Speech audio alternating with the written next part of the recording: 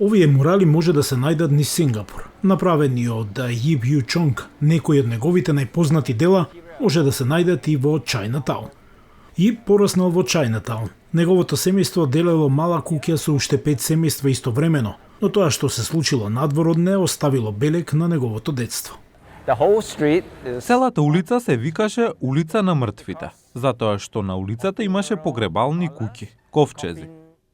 Како и многу од историјата на Сингапур, приказната за Чајнатаун почнува со британецот Стенфорд Рафлс. Во 1822 година тој одредил населба за многуте нови кинески доселеници. Британците се етаблираа во Сингапур, воведоа закон и ред. Беше многу тешко во Кина и беше природно во тој период кога имаше голем неред и нестабилност во Кина да се излезе од таму. Овој мал остров, некогаш британска колонија, сега е своја нација и стана второто по големина пристаниште во светот. И покрај името Чајнатаун не е заедница само за кинези, туку одразува мешавина на култури на Сингапур. Чајнатаун е дом на најстариот храм на индиската религија во земјата, а една од првите џамии во Сингапур е веднаш до него. Чајнатаун исто така е познат по своите елегантни стамбени комплекси, но како што кинеското население продолжува да расте, тие станале пренаселени. Тоа пак довело до преселување на многу жители низ Сингапур.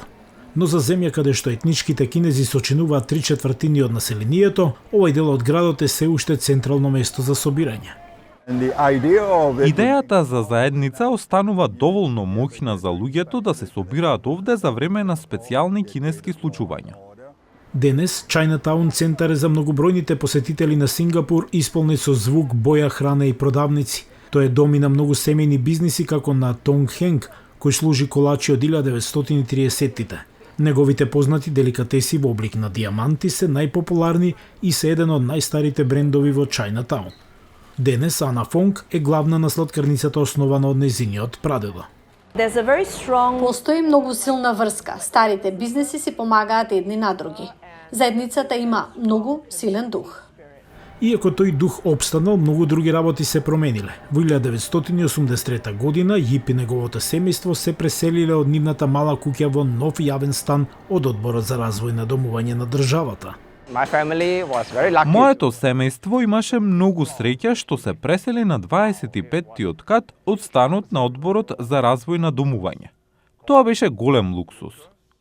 Огромните облакодери сега доминираат во Сингапур, но карактеристичните градби во Чајнатаун се зачувани. Ова историска област се уште е во срцето на многу модерна метропола.